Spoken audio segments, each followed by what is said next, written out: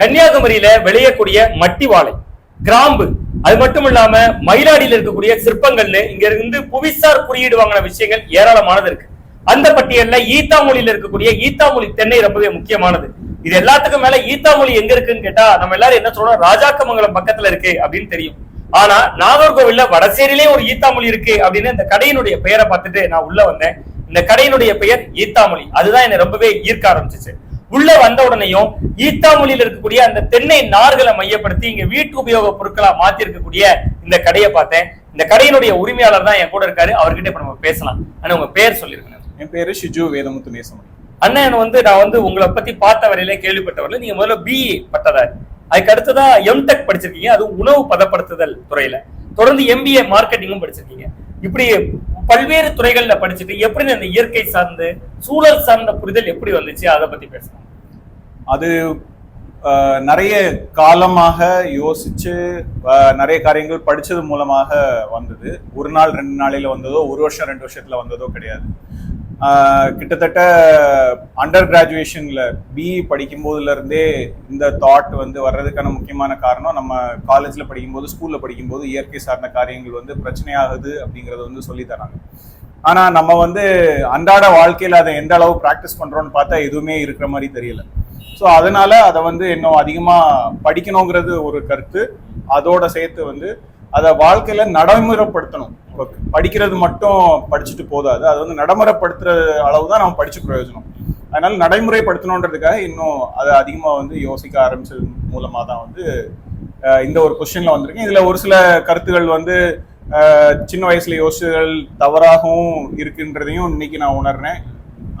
ஒரு சில காரியங்கள் ரொம்ப சரியா முடிவெடுத்திருக்கேன்றதையும் நான் இன்னைக்கு யோசிக்கிறேன். உங்களோட ஸ்பெஷலா நான் பாக்குறது என்னன்னா, தென்னை நார்ல இருக்கக்கூடிய பிரஸ்.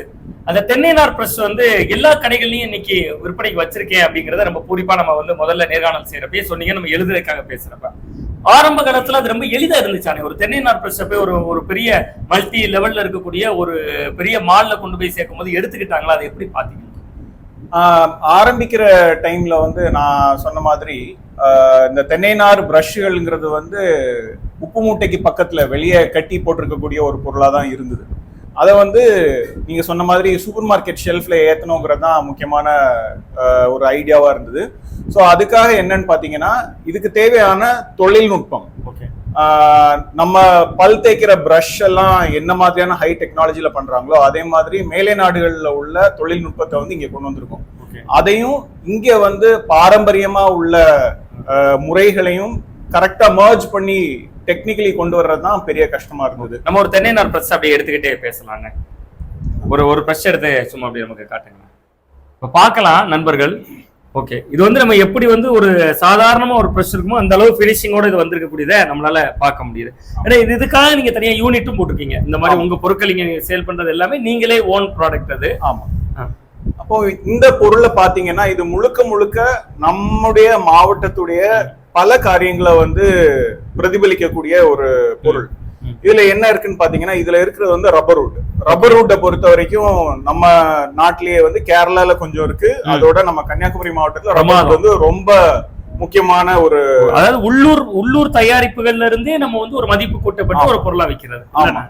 அதோட பாத்தீங்கன்னா இந்த தென்னை நாறு பாத்தீங்கன்னா இதுல இருக்கக்கூடிய ஃபைபரை பிரிசில் காயர் ஃபைபர்னு சொல்லுவாங்க. ஓகேண்ணா. இந்த பிரிசில் காயர் ஃபைபர் உலகத்திலேயே 2 பகுதியில தான் உற்பத்தி ஆகுது. ஒண்ணு இலங்கையிலயும், இலங்கையில தென் பகுதியில.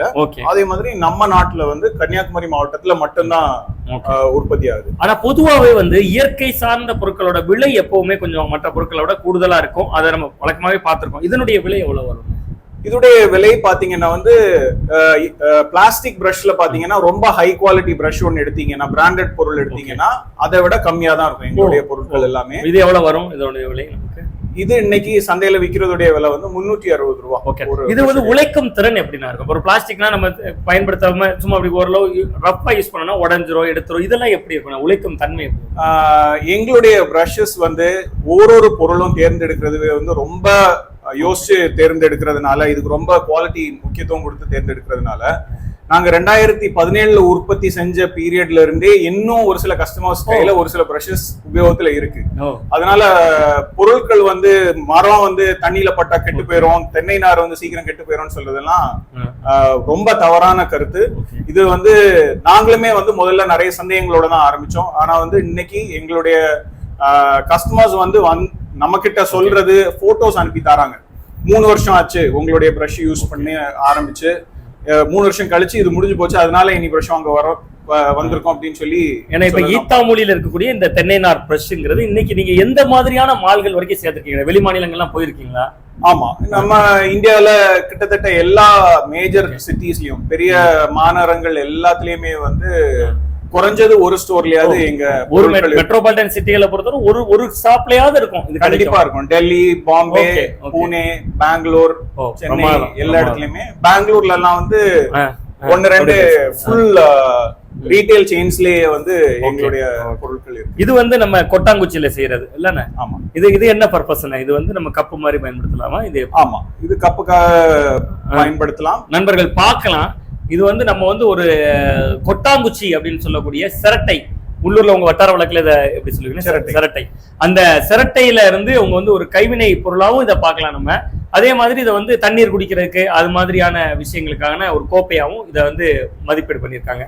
அடுத்ததா பார்க்கலாம், நிறைய இருக்குங்க இந்த மாதிரி அந்த சின்ன சின்ன உப்பு போட்டு வைக்கிற மாதிரியான ஜாடிகள், இது எல்லாமே பண்ணியிருக்காங்க. வேற என்னன்னா நீங்க ஸ்பெசிபிக்கா உங்களோட ஸ்பெஷல் அப்படின்னு நீங்க குறிப்பிட விரும்புறது இது ஒண்ணு. இதை தாண்டி வேற என்ன விஷயங்கள் குறிப்பிட விரும்புறீங்க ரொம்ப முக்கியமா? பிரஷஸ் பொறுத்த வரைக்கும் வீடு கூட்டுறதுக்கான தரையில உபயோகிக்கிறது. ஓகே.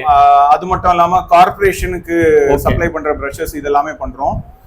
இது தவிர வந்து இண்டஸ்ட்ரீஸ்ல யூஸ் பண்ணக்கூடிய ரொம்ப ஹைடெக் அப்ளிகேஷன்ஸ்ல ஒரு சிலதுக்கு வந்து எங்களுடைய பிரஷஸ் வந்து டெவலப் பண்ணியிருக்கோம். ஓகே. ரொம்ப ஹை வோல்டேஜ். உங்களோட கடையினுடைய ஐகான்ங்கிறது இந்த பிரஷ் தான். அது வந்து நீங்க பல வகைகள்ல உருமாற்றம் பண்ணிருக்கீங்க. பிரஷ்ங்கிறது ஒண்ணு. அது மட்டும் இல்லாம ரொம்ப நாளாவே எங்களுடைய எங்களுக்குள்ள இருக்கக்கூடிய ஒரு கோல் என்னன்னு பாத்தீங்கன்னா வந்து இயற்கை விவசாயத்தை வந்து செயல்படுத்துறதுக்கு, அதை நடைமுறைப்படுத்துறதுக்கு வந்து தேவையான அந்த க்ரோ மீடியம், அந்த மண்ணுக்கு பதிலாக உபயோகிக்கிறது. ஏன்னா மண்ணு எல்லா இடத்துலயுமே வந்து பொல்யூட் ஆகிட்டே வருது. அது வந்து மாசுபட்டுட்டு வர்றதுனால வந்து இயற்கை விவசாயத்துக்கு தகுந்த மண் கிடைக்கிறது பயங்கர கஷ்டம். இன்னைக்குள்ள நிலைமையில எல்லாத்துலயுமே ஒரு கெமிக்கல் பொல்யூஷன் இருக்கு. இயற்கை விவசாயம் பண்ணணும்னா கிட்டத்தட்ட 7 இருந்து 8 வருஷம் மண்ணுல வந்து விவசாயம் பண்ணாம விடணும்னு சொல்றாங்க. இதெல்லாம் சாத்தியம் இல்லை. அதனால அதுக்கு ஆல்டர்னேட்டிவா வந்து தென்னை நார் வந்து ரொம்ப அடி உரமா பயன்படுத்துறது தென்னை நார். ஆமா, இதுல இந்த க்ரோ மீடியமா யூஸ் பண்ணி இதுல நிறைய தரமான ஒரு செடிகளுக்கு ஒரு பயிர்களுக்கு தேவையான கம்போஸ்ட் வந்து பண்றது மூலமா இது வந்து செரித்த நிலைத்த வேளாண்மையா ஒரு இன்புட்டாக அது கிடைக்கும். ஓகே. சோ அதுக்கான நிறைய வகையில உள்ள தென்னை நாரை அடியுரமா பயன்படுத்துறது, மண்ணுக்கு பதிலா தென்னை நார்லயே செடி நடுறது. அந்த டெக்னாலஜி டெவலப் பண்ணிட்டு இருக்கீங்க. ஆமா, இங்க இருக்கக்கூடிய எல்லா செடிகளுமே வந்து நண்பர்கள் பார்க்கலாம். மண்ணே இல்ல இந்த செடிகள் எதுல இல்ல கிடையவே. பிரமாதம், மண்ணே இல்லாமல் வளரக்கூடிய செடி. ஓகே. ஏன்னா இதெல்லாம் அரங்குக்குள்ளேயே வச்சிருக்கீங்களா? இதுக்கு எதுவுமே தண்ணீர் தேவைப்படாதா இந்த செடிகளுக்கு? ஐ மீன் சூரிய ஒளி தேவைப்படாதா? சூரிய ஒளி தேவைப்படும், மிகவும் குறைந்த அளவில் தேவைப்படும். Okay okay. ஏன்னா இப்ப மண்ணே இல்லாத ஒரு விவசாயம்ங்கிறது எனக்கு கேட்கறதுக்கே ரொம்ப ஆச்சரியமா இருக்கு. அது ஒருவேளை பரவலாச்சுன்னு வச்சுக்கோங்க, அவ்வளவு தென்னை நார் கிடைக்குமா முதல்ல நமக்கு? ஆமா, அதாவது நம்ம வந்து பாரம்பரியத்தையும் சேர்த்துக்கணும், அதே மாதிரி வந்து புது டெக்னாலஜியை சேர்த்துக்கும் போது அதுல வந்து நம்ம தேவையில்லாத இப்போ ஒரு தென்னை மரத்துல வந்து தேவையில்லாம குளம் மாதிரி சுத்தி தண்ணி நிறைக்கிறோம். அதெல்லாம் நிறைக்க தேவையில்லை. அதுக்கு சொட்டு நீர் மூலமா என்ன நியூட்ரியன்ட் தேவையோ, என்ன அளவு தண்ணி தேவையோ அது மட்டும் நம்ம கொடுத்தா போதும். அந்த மாதிரி நம்ம யோசிக்கும் போது இது எல்லாமே வந்து பிராக்டிக்கலா வரும். அது மட்டும் இல்லாம நமக்கு தென்னை நார் தூள் மட்டும் இல்ல, வேறையும் நிறைய இயற்கை இடுபொருள்கள் நமக்கு இருக்கு. அது எல்லாத்தையும் நம்ம சேர்த்து பயன்படுத்தும் போது இது வந்து பிராக்டிக்கலாக. ஓகே, ஆனா அப்படியே போவோம். இதுல எனக்கு ரொம்ப ஆச்சரியமானது, இது எல்லாம் என்ன மாதிரி பர்பஸ் பயன்படுத்துவீங்க? இது வந்து ஜெனரலா வீட்ல ஸ்டோரேஜுக்காக யூஸ் பண்றது. ஓகே. இந்த சிரட்டையில வந்து ஒரு ஸ்டோரேஜ் பாக்ஸ். Okay okay.